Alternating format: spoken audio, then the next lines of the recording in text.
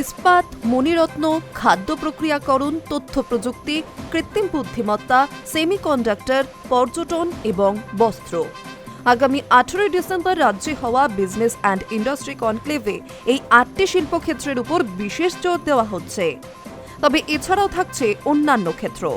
ধনধন্য স্টেডিয়ামে অনুষ্ঠিত হবে এই বিজনেস কনক্লেভ, যা রাজ্যে বিনিয়োগ এবং কর্মসংস্থানের পথ আরও প্রশস্ত করতে গুরুত্বপূর্ণ ভূমিকা নেবে বলে মনে করা হচ্ছে। শুক্রবার নবান্নে এই কনক্লেভেরই চূড়ান্ত প্রস্তুতি বৈঠক হল। ছিলেন রাজ্যের মুখ্য সচিব মনোজ পান্ত, মুখ্যমন্ত্রীর মুখ্য প্রধান অর্থনৈতিক উপদেষ্টা অমিত মিত্র সহ প্রশাসনের গুরুত্বপূর্ণ পদাধিকারীরা। আগামী 18 ডিসেম্বর ধনধান্যে বিজনেস কনক্লেভের সূচনা করবেন মুখ্যমন্ত্রী মমতা বন্দ্যোপাধ্যায়। থাকবেন রাজ্যের প্রথম সারির সব শিল্পপতি।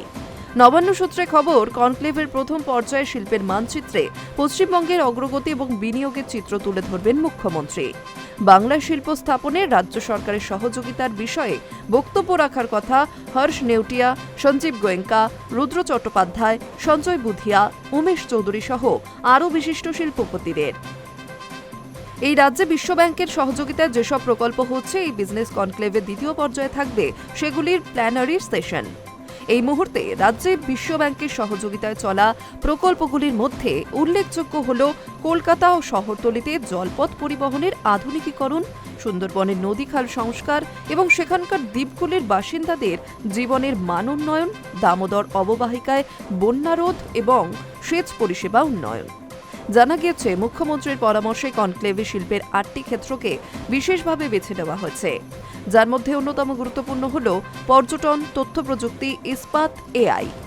এছাড়া চর্মশিল্প, ওষুধ ও চিকিৎসা সংক্রান্ত নানা শিল্পেও রাজ্য গুরুত্ব দিচ্ছে। এই 8টি ক্ষেত্রের সঙ্গে যুক্ত দপ্তরগুলিকে প্রশাসনের শীর্ষস্তর থেকে নির্দেশ দেওয়া হয়েছে। এই ক্ষেত্রগুলির গুরুত্ব বোঝাতে পৃথক প্রেজেন্টেশন তৈরি করতে হবে। কনক্লেভে অতিথিদের সামনে পুঙ্খানুপুঙ্খভাবে তুলে ধরা হবে যে রাজ্য কেন এই ক্ষেত্রগুলিকে গুরুত্ব দিচ্ছে। Hi news network.